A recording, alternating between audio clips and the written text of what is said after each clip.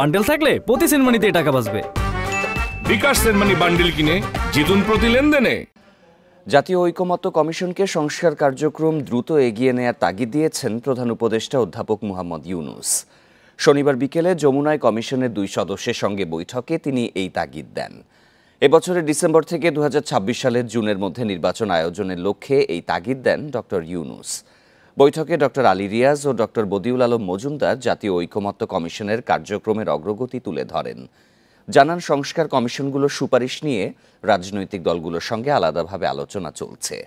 শনিবার পর্যন্ত 8টি দলের সঙ্গে কথা হয়েছে। আগামী বৃহস্পতিবার বিএনপির সঙ্গে বৈঠকের কথা রয়েছে বলেও জানান কমিশন সদস্যরা। বলেন, সংস্কার কার্যক্রমের বিষয়ে জনমত যাচাই এবং সচেতনতা তৈরির লক্ষ্যে বিভিন্ন কর্মসূচি নেওয়া হয়েছে।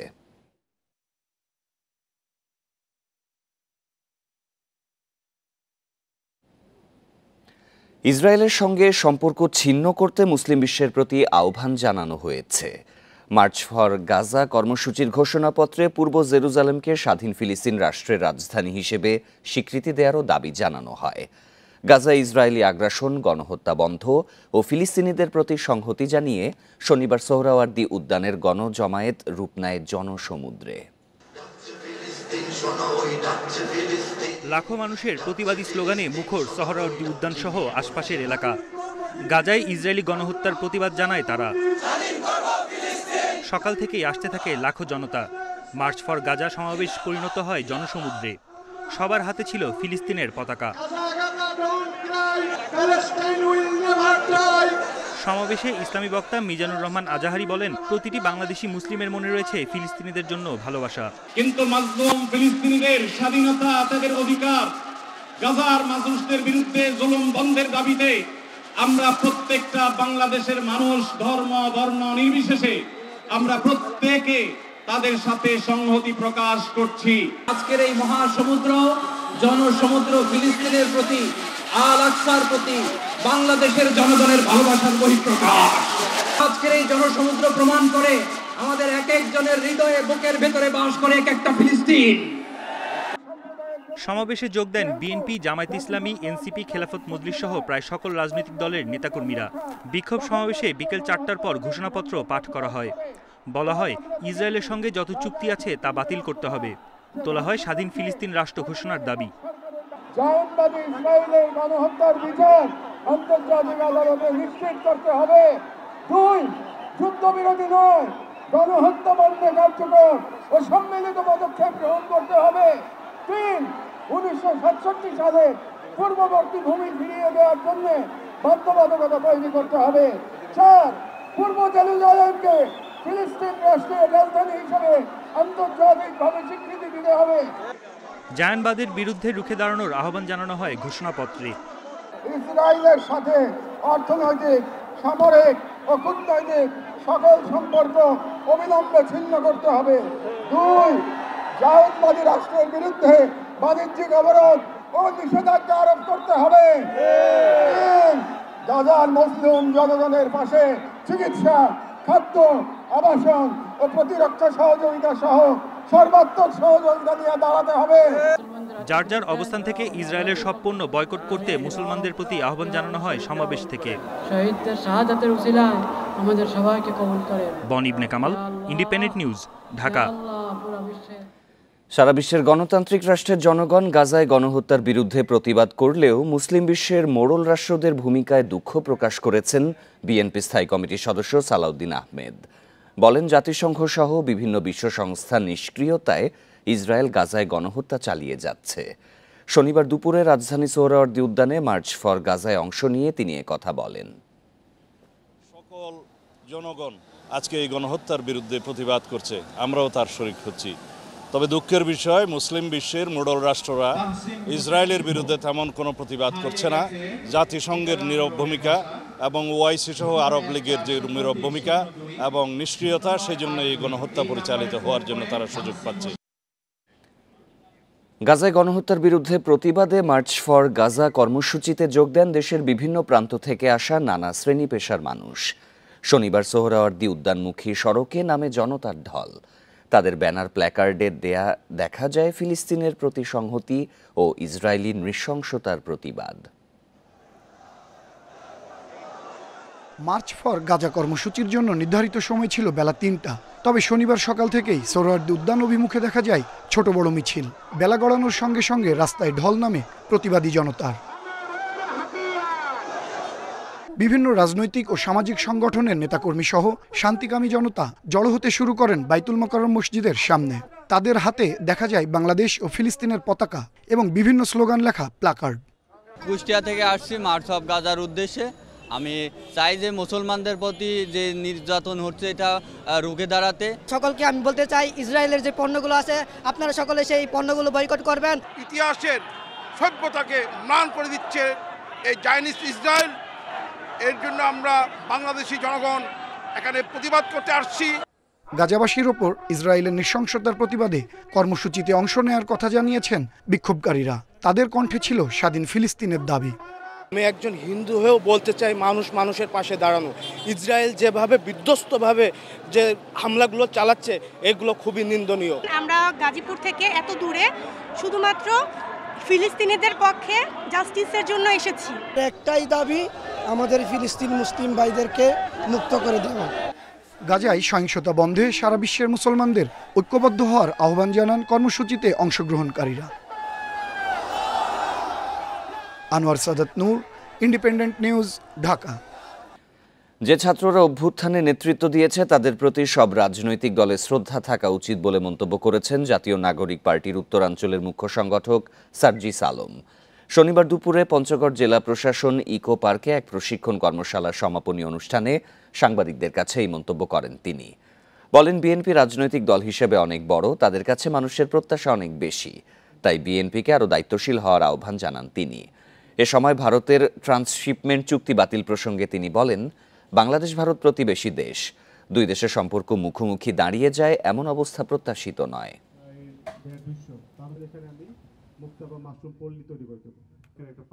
যেই রাজনৈতিক দলই ক্ষমতায় আসুক না কেন, যেই ছাত্ররা এই অভ্যুত্থানের সামনে থেকে নেতৃত্ব দিয়েছে তাদের প্রতি এতটুকু শ্রদ্ধা সকল রাজনৈতিক দলের ব্যক্তিবর্গের থাকা উচিত।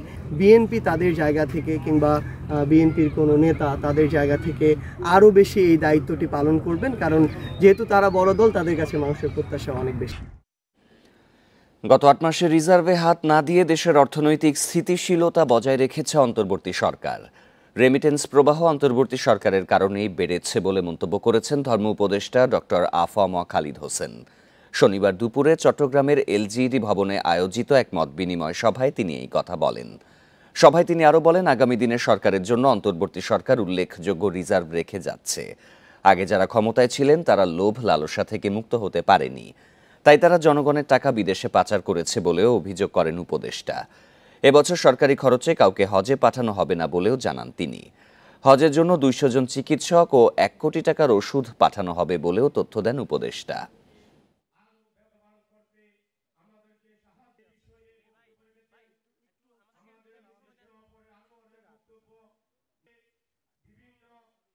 আমরা 8 মাস দায়িত্ব নিয়েছি, 8 মাস হলো, আমরা রিজার্ভে হাত দিই নাই।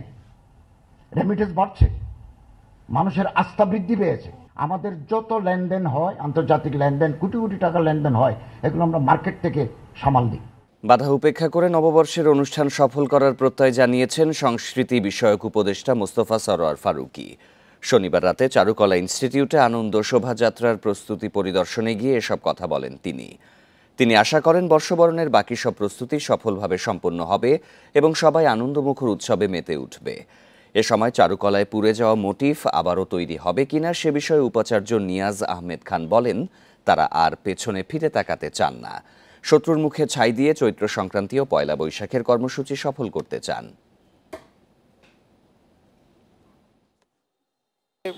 কাজ করে যাচ্ছিলাম, খুব অল্প সময় ছিল, পূর্ণ প্রস্তুতি চলছে, এখনও দেখতে পাচ্ছেন। একটা বাধা এসছে, আমরা সে বাধা অতিক্রম করে এগিয়ে যাচ্ছি এবং সবার সহযোগিতা চাচ্ছি। এই ধরনের কাজে কিছু বাধা বিপত্তি থাকবে, কিছু ষড়যন্ত্র থাকবে, আমরা শত্রুর মুখে ছাই দিয়ে ইনশাল্লাহ এগিয়ে যাব। চারুকলা অনুষদের এবং ঢাকা বিশ্ববিদ্যালয়ে যারা আছেন এই আয়োজনের সাথে, তাদের সবাইকে আমি স্যালিউট জানাতে চাই।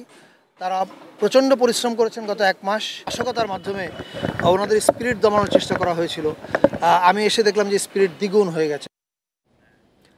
পুরনোকে বিদায় দিয়ে নূতনের আহ্বানে রাজধানীতে হলো ফুল বিজু। এতে সামিল হন 11টি ক্ষুদ্র নৃগোষ্ঠীর 10 ভাষাভাষী মানুষ। শোভাযাত্রায় নজর কাড়ে চাকমা, মারমা, ত্রিপুরা ও তঞ্চঙ্গা তরুণ তরুণীদের বর্ণাঢ্য সাজ। এ সময় জাতি ধর্মের ভেদাভেদ ভুলে সম্প্রীতির আহ্বান জানান পার্বত্য চট্টগ্রাম বিষয়ক উপদেষ্টা। নতুন বছর বরণ আর পুরনো বছরকে বিদায় দিতে সংক্রান্তি ও বর্ষবরণ ঘিরে পাহাড়ে বিহু, বিঝু, বিশু, বৈশু সহ নানা নামে নানা আয়োজন।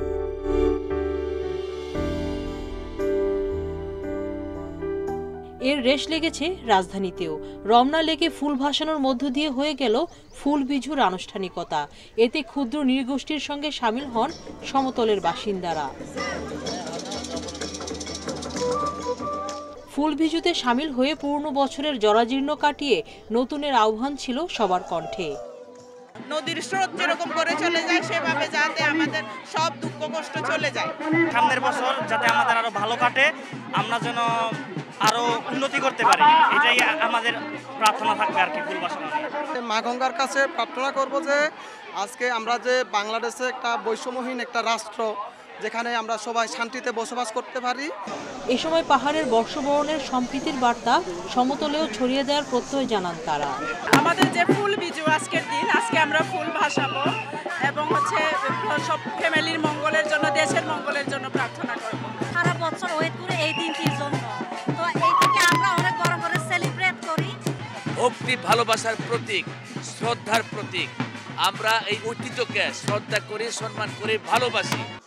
জাতি ধর্ম নির্বিশেষে কারো মধ্যেই যেন কোনো ভেদাভেদ বৈষম্য না থাকে, সেই প্রত্যাশা জানান পার্বত্য চট্টগ্রাম বিষয়ক উপদেষ্টা। সকলের মধ্যে একটা সাম্প্রদায়িক সম্প্রীতি বজায় রাখতে পারি, পার্বত্য এলাকায় বলি, সমতলে বলি। তাছাড়া এই সরকারের যে উদ্দেশ্য সকলের অধিকার প্রতিষ্ঠা করা, সকলকে অর্থনৈতিকভাবে স্বাবলম্বী করা, এগুলি আমরা একাতরে করে যাচ্ছি। এর আগে বেইলি রোড থেকে বেরোয় শোভাযাত্রা। সামিল হন 11টি ক্ষুদ্র নৃগোষ্ঠীর 10 ভাষাভাষী মানুষেরা। এতে সবার নজর কাড়ে চাকমা, মারমা, ত্রিপুরা ও তঞ্চঙ্গা তরুণ তরুণীদের সাজ। সুলতানা জাহান মিতু, ইন্ডিপেন্ডেন্ট নিউজ, ঢাকা। পাহাড়ে চলছে বর্ষবরণের আয়োজন। বান্দরবানে 11টি সম্প্রদায় উদযাপন করছে উৎসব। আরও জানাতে বান্দরবান থেকে যোগ দিচ্ছেন সহকর্মী মংখিং মারমা। মংখিং, এই সাংরাইয়ের যে আয়োজন, এটির প্রথম দিন থেকে শেষ দিন পর্যন্ত কি কি আনুষ্ঠানিকতা থাকছে? আজকের আয়োজনে সেখানে কি চলছে?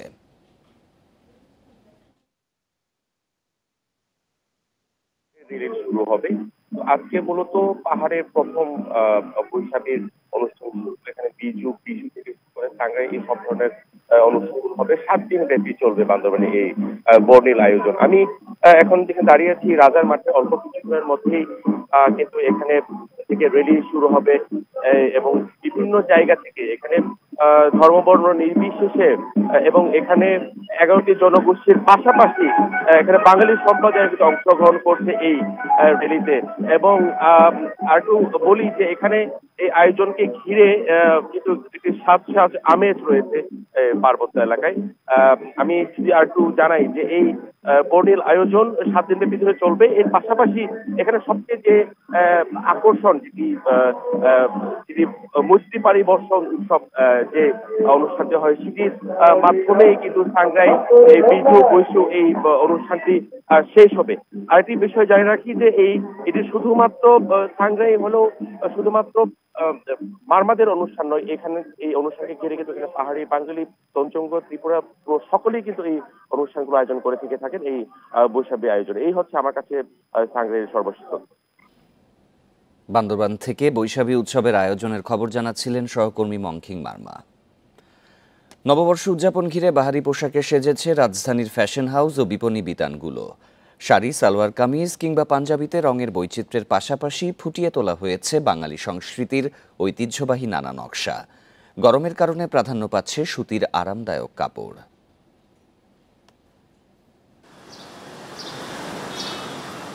নগর জুড়ে পুরনোকে বিদায় দিয়ে নতুনকে বরণের প্রস্তুতি। বর্ষবরণের উৎসবকে আরও রঙিন করে তুলতে বৈচিত্র্যময় পোশাকের সমাহার দোকানে দোকানে। বৈশাখের প্রথম দিন লাল সাদার আবেদন চিরাচরিত। এর পাশাপাশি গাঢ় রঙের মিশেলে তৈরি নানা কাপড়ের সমাহার এবার। শাড়ি, সালোয়ার কামিজ, পাঞ্জাবি, ফতুয়ার নকশায়ও এসেছে বৈচিত্র্য। বৈশাখ মানেই হচ্ছে একটা কালারফুল, একটা সুন্দর নতুন একটা বছরের জন্য আমরা নতুন করে তৈরি হই, তো সেটা যেন আমাদের মননে আসে, আমাদের নতুন এগিয়ে যাওয়ার পথে আমাদেরকে আশাবাদ জাগায়, সেজন্য আমরা একটু সুন্দর উৎসবধর্মী রং নিয়ে কাজ করে থাকি।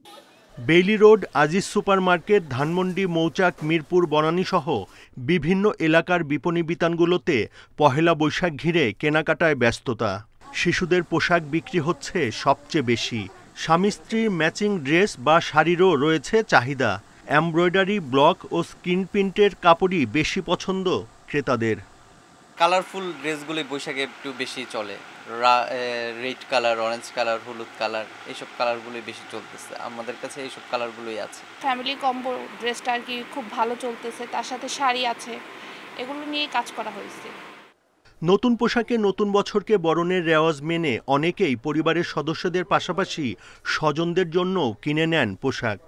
নতুন কিছু কিনতে, নতুন জামা কাপড় কিনতে, ছোট হোক বড় হোক সবাই কিনি, এটার জন্যই আসছি এখানে। ওয়াইফের জন্য শাড়ি, আর ছোট আমার মেয়ে আছে তার জন্য এই বৈশাখী সালোয়ার কামিজ, মানে বৈশাখী সাজে আর কি। প্রথম বৈশাখটা তো ছোট ছিল, এখন একটু বড় হাঁটতে পারছে, 2 বছর হয়নি এখনো, তার জন্যই খুঁজতে আসছি।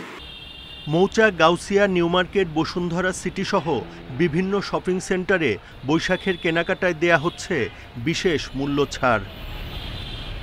Buddhadeb Kundu, independent news, Dhaka. বৈশাখী মেলার অন্যতম অনুষঙ্গ শখের হাঁড়ি। বাংলা নববর্ষকে বরণ করতে মেলায় বাড়তি গুরুত্ব পায় মাটির তৈরি বিশেষ এই হাঁড়ি। বৈশাখের আগে আবারও আলোচনায় রাজশাহীর বসন্তপুরের শখের হাঁড়ির কারিগররা।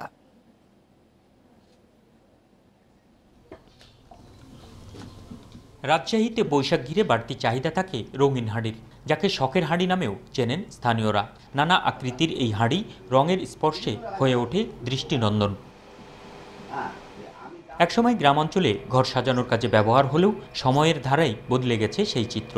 গ্রামীণ ঐতিহ্যবাহী মাটির হাঁড়ির সমাদর এখন শৌখিন পণ্য হিসাবে।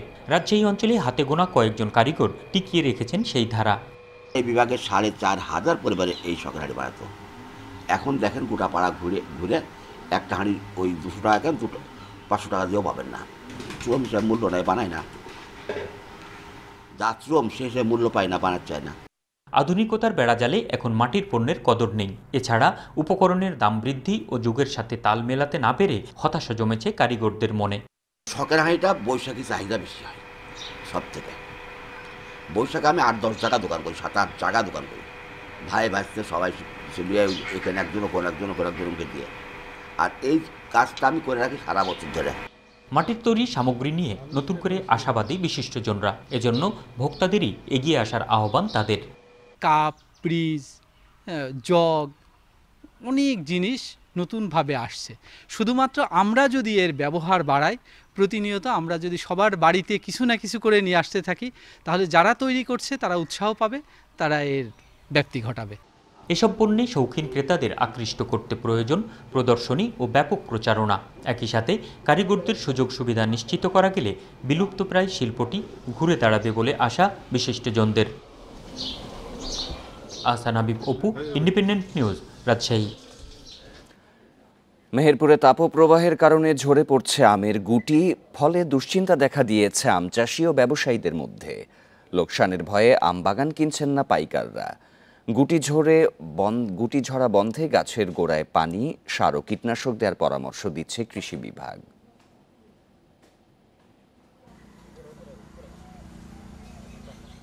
মেহেরপুরে গাছে গাছে পাতার ফাঁকে ফাঁকে দুলছে আমের গুটি। তবে তাপপ্রবাহের কারণে ঝরে পড়ছে এসব আমের গুটি। ফলে এবার আমের কাঙ্ক্ষিত ফলন নিয়ে শঙ্কায় বাগান মালিকরা। এই গাছে প্রচুর আম আসছে, কিন্তু বৃষ্টি না হওয়ার কারণে রোদের তাপে আমগুলো সব পড়ে যাচ্ছে। আর এই আমগুলো থাকলে প্রচুর আম হতো। বৃষ্টি নাই, তাই মোটা মোটা আম ঝরে যাচ্ছে, না হলে ব্যাপক আম হতো। এবার গুটি ঝরে পড়ায় লোকসানের ভয়ে বাগান কিনছেন না পাইকাররা। এতে চরম বিপাকে পড়েছেন চাষিরা। 4 ভাগের মধ্যে 1 ভাগ আম পুরি ঝরি শেষই হয়ে গেছে, এখন আরও ঝরবে, তাই এটা আমাদের খুবই লসের ভাগ দেখছি। সেবা যদি ঝরতে থাকে তাহলে গাছ অর্ধেক শেষ হয়ে যাবে, তো সেচ দিয়েও গাছের আম ঠেকানো যাচ্ছে না। তো এই পরিমাণে যদি হয় তাহলে তো আমাদের ক্ষতি হয়ে যাবে। এদিকে গুটি ঝরে পড়া রোধে বাগানে পানি ও কীটনাশক ব্যবহারের পরামর্শ দিচ্ছে কৃষি বিভাগ। আমাদের এই চাষিদেরকে পরামর্শ যে আপনারা যেহেতু কিছুদিন ধরে বৃষ্টি হচ্ছে না, সেক্ষেত্রে আমাদের আম বাগানে রিং করে সেচ দিতে হবে। ফ্ল্যাট যদি সেচ দিতে তাহলে আমের বাগানে টোটাল বর্ডার দিয়েও ফ্ল্যাট করে সেচ দিতে পারে, তবে রিং পদ্ধতিতে সেচ দিলে ভালো হয়। তাহলে আম ধরা থেকে তারা যে ঝরে যায় সেটা ধরাটা রোধ করা যাবে। চলতি বছর জেলায় আম উৎপাদনের লক্ষ্যমাত্রা ধরা হয়েছে ৩৮,২৯৮ মেট্রিক টন। Independent news. বছরের শেষে চট্টগ্রামের বিশেষ অর্থনৈতিক অঞ্চলে উৎপাদনে যাচ্ছে ২৮টি দেশি বিদেশি প্রতিষ্ঠান। অন্তত ২ লাখ মানুষের কর্মসংস্থান হবে এসব প্রতিষ্ঠানে।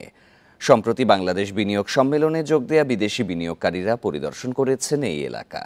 এই বিশেষ অঞ্চল দেশের অর্থনীতিতে নতুন দিগন্ত উন্মোচন করতে পারে বলছে কর্তৃপক্ষ। মেঘনা ও ফেনী নদীর মোহনায় চট্টগ্রামের মিরসরাইয়ে গড়ে তোলা হয়েছে দেশের বৃহত্তম জাতীয় বিশেষ অর্থনৈতিক অঞ্চল NSEZ। করোনা মহামারী সহ বিভিন্ন কারণে কারখানা স্থাপনে ধীরগতি থাকলেও গত বছর থেকে পুরোদমে শুরু হয়েছে নির্মাণ কাজ। এই অর্থনৈতিক অঞ্চলে ইতোমধ্যে ১৫৫ জন বিনিয়োগকারী তাদের জমি বুঝে পেয়েছেন। সম্প্রতি বাংলাদেশ বিনিয়োগ সম্মেলনে যোগ দেয়া বিদেশি ব্যবসায়ীরাও NSEZ পরিদর্শনের পর এখানে বিনিয়োগের আগ্রহ দেখিয়েছেন। বিনিয়োগ করা নিয়ে আমি অত্যন্ত ইতিবাচক, যে কারণে আমি এখানে এসেছি। আমি এখানে সরকারের সাথে একসাথে বিনিয়োগ নিয়ে কাজ করতে চাই। বিনিয়োগ বান্ধব হলেও এখানে নানা চ্যালেঞ্জও আছে। সেসব চ্যালেঞ্জগুলো সমাধান করা হলে বিনিয়োগকারীরা তাদের বিনিয়োগকৃত অর্থ তুলে আনতে পারবে। বিনিয়োগকারীদের আগ্রহের কারণে দুটি জোনে প্রায় ১৫০০ একর ভূমি উন্নয়নে কাজ শুরু হয়েছে। আগামী 2 বছরে কি কাজ করা যায়, সেই 2 বছরকে আমরা সর্বোচ্চ টার্গেট নিয়েছি যে ১৫০০ একর জায়গার মতো ডেভেলপ করব, যেখানে সকল প্রকার অবকাঠামো উন্নয়ন নিশ্চিত করা হবে। এই বিশাল কর্মযজ্ঞের মাঝেও সংকট রয়েছে জ্বালানি, পানি সহ দক্ষ শ্রমিকের। তবে বিদ্যমান সংকট সমাধানে মধ্য ও দীর্ঘমেয়াদী একগুচ্ছ পরিকল্পনা বাস্তবায়নের কথা জানিয়েছে কর্তৃপক্ষ। পানির সংকটের সমাধানে আমাদের প্রথম হলো যে আমরা আন্ডারগ্রাউন্ড থেকে কিছু এই মুহূর্তে তুলছি, বাট খুবই মিনিমাম সেটা আমরা করব, এবং মহুরী প্রজেক্ট থেকে আমরা 100 MLD পানি আনছি। জাতীয় বিশেষ অর্থনৈতিক অঞ্চলে এখনো পর্যন্ত স্থানীয় ও বিদেশি প্রস্তাবিত বিনিয়োগের পরিমাণ প্রায় 19 বিলিয়ন মার্কিন dollar. Abdullah Rakib, Independent News, Chittagong.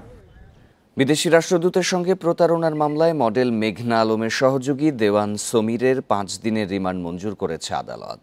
রাজধানীর ভাটারা থানায় তাদের বিরুদ্ধে এই মামলা হয়। এতে উল্লেখ করা হয় 10 এপ্রিল একটি সংঘবদ্ধ প্রতারক চক্র মেয়েদের মাধ্যমে বিভিন্ন বিদেশি রাষ্ট্রদূত সহ ধনাঢ্য ব্যক্তিদের ব্ল্যাকমেইল করে অর্থ আদায়ের চেষ্টা করে। জিজ্ঞাসাবাদ ও প্রাথমিক অনুসন্ধানে জানা যায় দেওয়ান সমীর প্রতারক দলের সদস্য। আসামিরা ঢাকায় সৌদি রাষ্ট্রদূতকে টার্গেট করে তার সঙ্গে সখ্য তৈরি করে। এক পর্যায়ে ব্যক্তিগত যোগাযোগ স্থাপন করে ফাঁদে ফেলে $5 মিলিয়ন দাবি করে তারা।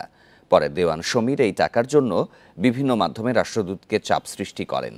এদিকে এই ঘটনার সঙ্গে জড়িত থাকার অভিযোগে মিস আর্থ বাংলাদেশ 2020 বিজয়ী মডেল মেঘনা আলমকে বিশেষ ক্ষমতা আইনে গ্রেপ্তার দেখিয়ে 10 এপ্রিল 30 দিনের জন্য কারাগারে পাঠানো হয়েছে।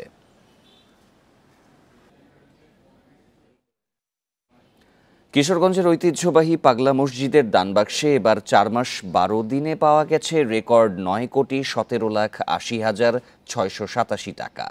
মিলেছে বিপুল পরিমাণের স্বর্ণালংকার ও বিদেশি মুদ্রা। দানের এসব অর্থ আন্তর্জাতিক মানের মসজিদ কমপ্লেক্স বানানো সহ দরিদ্র ও অসহায় রোগীদের চিকিৎসায় ব্যয় হবে বলে জানিয়েছে প্রশাসন। কিশোরগঞ্জের ঐতিহ্যবাহী পাগলা মসজিদের লোহার দান বাক্স খুলতেই দেখা যায় টাকা আর টাকা। এবার 11টি বাক্স থেকে বের করা হয় 28 বস্তা টাকা ও সোনা রূপা। মসজিদের দোতলায় বসে প্রায় 8 ঘন্টায় টাকাগুলো গোনেন 250 মাদ্রাসার ছাত্র শিক্ষক সহ 70 জন ব্যাংক কর্মকর্তা। এবার পাওয়া গেছে 9,17,80,687 টাকা, যা অন্যান্য সময়ের চেয়েও বেশি। এছাড়া বিপুল পরিমাণ বৈদেশিক মুদ্রা, রূপা, স্বর্ণালংকারও ছিল। এই মসজিদে সঠিক নিয়তে দান করলে রোগবালাই দূর হওয়া সহ বিভিন্ন মনোবাসনা পূর্ণ হয়, এমন বিশ্বাস থেকেই বিভিন্ন ধর্মের মানুষ প্রতিনিয়ত দান করেন। আমি একটা কোরআন শরীফ দিয়েছি, আল্লাহর কাছে মানত করেছি, আর একটা যদি আল্লাহ পূরণ করে আবার আসবো। আর ইনশাল্লাহ বহুত মানত এখানে দিছি, আইছি আর আসবো ইনশাল্লাহ। তাদের থেকেও শুনছি, নিজেও আসছি, আইসা দেখছি যে বিভিন্ন মনের নিয়ত করে আসে বা করে টাকা পয়সা দান করে, সেই সুবাদে আমিও কিছু দান করছি। পাগলা মসজিদের আয় দিয়ে আন্তর্জাতিক মানের মসজিদ কমপ্লেক্স নির্মাণের কাজ হাতে নেওয়া হয়েছে বলে জানান জেলা প্রশাসক। ইসলামিক যে কেন্দ্রটি, যেটা সাংস্কৃতিক কেন্দ্র, যেটা দীর্ঘদিনের এই এলাকার, এই দেশের মানুষের অনেক ভক্তের হৃদয়ের জায়গা, সেই জায়গাটিতে আমরা কাজ শুরু করতে পারবো। জনশ্রুতি অনুযায়ী 250 বছর আগে পাগলবেশী এক আধ্যাত্মিক পুরুষ আসেন কিশোরগঞ্জের হারুয়ায়। তার সমাধির পাশে গড়ে তোলা হয় মসজিদটি। Independent news. 8 বছরেও শেষ হয়নি শরীয়তপুরের কীর্তিনাশা নদীতে ভাষা সৈনিক গোলাম মাওলা সেতুর নির্মাণ কাজ। কয়েক দফা সময় বাড়ানোর পরও অগ্রগতি অর্ধেকের সামান্য বেশি। এরই মাঝে গেল 5ই আগস্টের পর কাজ ফেলে পালিয়ে যায় ঠিকাদার প্রতিষ্ঠান। সেতুর ঠিকাদার না থাকায় দুর্ভোগে 2 উপজেলার লক্ষাধিক বাসিন্দা। এদিকে নতুন ঠিকাদার নিয়োগ দিয়ে নির্মাণ কাজ শেষ করার আশ্বাস দিয়েছে এলজিইডি। 2017 সালে কীর্তিনাশা নদীতে ভাষা সৈনিক গোলাম মাওলা সেতু নির্মাণের কাজ শুরু হয়। 300 মিটার দীর্ঘ সেতুটির প্রকল্পের মেয়াদ বাড়ানো হয় কয়েক দফা, ঠিকাদার বদলানো হয় 3 বার। এরপরও 8 বছরের কাজের অগ্রগতি মাত্র 55%। গেল 5 আগস্ট আওয়ামী লীগ সরকারের পতনের পর পালিয়ে যায় ঠিকাদারি প্রতিষ্ঠান। এছাড়া নদী পারাপারের জন্য ফুট ওভারব্রিজের কাজও শেষ হয়নি 2 বছরে। জাজিরা নড়িয়া সড়ক যোগাযোগ সহজ করতে 1997-98 অর্থ বছরে কীর্তিনাশা নদীর উপর নির্মাণ করা হয় সেতু। পরে ঝুঁকিপূর্ণ হয়ে যাওয়ায় 2015 সালে যানবাহন চলাচল বন্ধ করে কর্তৃপক্ষ। ভেঙে ফেলা হয় পুরনো সেতুটি, কিন্তু আজও নতুন সেতু না হওয়ায় দুর্ভোগে স্থানীয়রা। আমাদের ট্রলার দিয়ে যাতায়াত করতে হয়, খুব দুর্ভোগ, আমাদের কষ্ট হচ্ছে এপার ওপার প্রতিদিন পারাপার হতে। পাশাপাশি একটা ফুট ওভারব্রিজ করার কথা ছিল, মাত্র 3 মাসের মধ্যে বলছিল কমপ্লিট করে দেবো, সেটাও হয়নি। সমাজের ট্রলার থাকে না, নৌকা দিয়ে পার হইতে হয়, এইভাবে বৃদ্ধ মানুষ দইরা উঠাইতে নামাইতে খুব কষ্ট হয়। এদিকে স্থানীয় সরকার প্রকৌশল অধিদপ্তর বলছে শীঘ্রই নতুন ঠিকাদার নিয়োগ দিয়ে সেতুর কাজ শেষ করা হবে। কাজ ক্যান্সেলের যে পূর্ব ধাপ যেটা সেটা সম্পন্ন করেছি এবং অচিরেই হয়তো আমরা পুরোপুরি ক্যান্সেল হয়ে গেলে আমরা নতুন করে ঠিকাদার নিয়োগ করব এবং সেক্ষেত্রে হয়তো কয়েক মাস দেরি হতে পারে আবার নতুন ঠিকাদার আনতে। দ্রুত সেতুর কাজ শেষ করে ভোগান্তি থেকে মুক্তি দেওয়ার দাবি 2 উপজেলার লক্ষাধিক মানুষের। Independent news. গেল মৌসুমে দেশে ধানের ফলন সন্তোষজনক, চাল আমদানিও হয়েছে পর্যাপ্ত। তারপরও চালের বাজার চড়া। টিসিবির তথ্য মতে গেল 1 বছরে সরু চালের দাম বেড়েছে 11.5%, আর মোটা চালের দাম প্রায় 3% বেড়েছে। চালের দাম না কমায় বিপাকে পড়েছেন স্বল্প আয়ের মানুষ।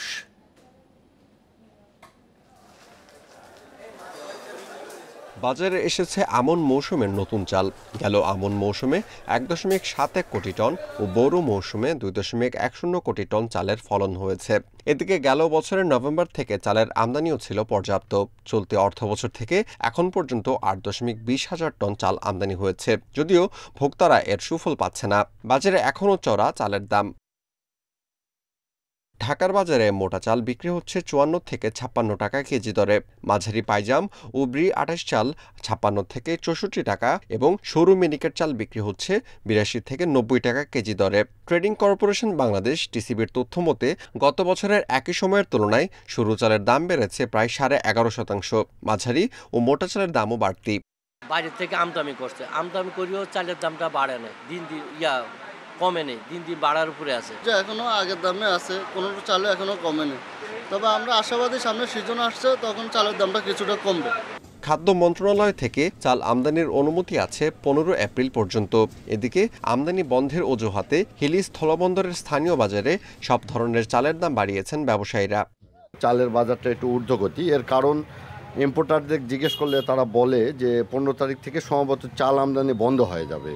এই যে নোটিশটা আসার পর থেকে চালের দাম কিন্তু আসলে 1-2 টাকা বেড়ে গেছে। পর্যাপ্ত সরবরাহের পরও চালের দাম না কমায় ক্ষোভ জানিয়েছে ক্রেতারা। জানান, সিন্ডিকেটের দৌরাত্ম্য না কমলে বাজার স্বাভাবিক হবে না। অ্যানালাইসিস করে একটা অ্যাজাম্পশন দিত যে এরকম দাম পড়তে পারে আসলে, তাহলে আমরা বুঝতে পারতাম যে না আসলে এটা সিন্ডিকেটের কারণে দামটা বাড়ছে। সরকারের গাফিলতি আছে কিনা আমি জানি না, তবে সরকারের মনিটরিং টিমের অবশ্যই ঘাটতি আছে। এদিকে সর্বশেষ তথ্য মতে শনিবার ভারত থেকে 36,000 টন আমদানিকৃত চাল পৌঁছেছে চট্টগ্রাম বন্দরে। Amirul Islam, independent news, Dhaka. মৌলভীবাজারের শ্রীমঙ্গলে বর্ণিল আয়োজনে অনুষ্ঠিত হল চা শ্রমিকদের প্রাণের উৎসব ফাগুয়া। চা জনগোষ্ঠীর নিজস্ব সংস্কৃতি, ভক্তি ও আনন্দের বহিঃপ্রকাশ হয় এই উৎসবে। অংশ নেয় বিভিন্ন চা বাগানের 20টির বেশি সাংস্কৃতিক দল। জীবনের আনন্দ, বেদনা ও সংগ্রামের গল্প তুলে ধরেন চা শ্রমিকরা। বর্ণিল সাজে নিজস্ব নৃত্যভঙ্গি, সুরে আচ্ছন্দে মুখর শ্রীমঙ্গলের ফুলছড়া চা বাগান। 4 বছর ধরে এখানে হয়ে আসছে চা জনগোষ্ঠীর প্রাণের উৎসব ফাগুয়া। উৎসবে অংশ নিয়েছে 20টিরও বেশি সাংস্কৃতিক দল। চা জনগোষ্ঠীর গুরুবন্দনা, হোলিগীতি, হাড়ি নৃত্য, ঝুমুর নৃত্যে উঠে আসে শত বছরের ঐতিহ্য। কণ্ঠে প্রকাশ পায় চা শ্রমিকদের আনন্দ, বেদনা আর সংগ্রামের গল্প। ফাগুয়া উৎসবের মাধ্যমে আমরা আমাদের ঐতিহ্যবাহী নৃত্য, ঐতিহ্য ধরে রাখার চেষ্টা করি। এক জাতের না, বিভিন্ন জায়গার দল আসছে, বিভিন্ন জাতির, বিভিন্ন সহজাতির দল আছে এবং এগুলো হচ্ছে আমাদের ঐতিহ্যবাহী পোশাক। আমরা এগুলো পরে এসেছি এখানে অংশগ্রহণ করার জন্য। শনিবার বিকেল থেকে রাত পর্যন্ত চলে উৎসব। চা শ্রমিক, স্থানীয় বাসিন্দা থেকে শুরু করে নানা বয়সী হাজারো জনতা আসেন উৎসবে। বিভিন্ন তাদের সংস্কৃতি, ঐতিহ্য তুলে ধরছে, সেগুলো দেখার জন্য এসেছি। চা শ্রমিকরা তাদের নাচ, নৃত্য এবং গান পরিবেশন করেছে, দেখেছি, অনেক দারুণ লেগেছে। সকল মতের মানুষ সমান অধিকার নিয়ে, তার ন্যায্য অধিকার নিয়ে সমান গুরুত্ব নিয়ে বাস করবে। সেই জন্য এই উৎসবগুলোতে রাষ্ট্রের পক্ষ থেকে পৃষ্ঠপোষকতা এবং সহযোগিতা করা অত্যন্ত জরুরি। সংগ্রামী জনগোষ্ঠীর সংস্কৃতি আর আত্মপরিচয়ের বহিঃপ্রকাশ ফাগুয়া উৎসব। সংস্কৃতি বিষয়ক মন্ত্রণালয়ের পৃষ্ঠপোষকতায় এবার উৎসব আয়োজন করে জেলা প্রশাসন ও ফাগুয়া উদযাপন পরিষদ। এইসব প্রোগ্রামের মাধ্যমে তারা দেশীয় এবং আন্তর্জাতিকভাবে আন্তর্জাতিক পরিমণ্ডলে তাদের কালচারটাকে তারা তুলে ধরার সুযোগ পায় এবং এর মাধ্যমে তারা উজ্জীবিত হয়, পরস্পর দেখা সাক্ষাৎ করে। দোল পূর্ণিমার তিথিতে মৌলভীবাজারের চা বাগানগুলোতে শুরু হয় রঙের খেলা ফাগুয়া, চলে 20 দিন পর্যন্ত। Independent news. এই ছিল সংবাদে। আরও জানতে চোখ রাখুন ফেসবুক, ইউটিউব এবং এক্সে। ধন্যবাদ সবাইকে।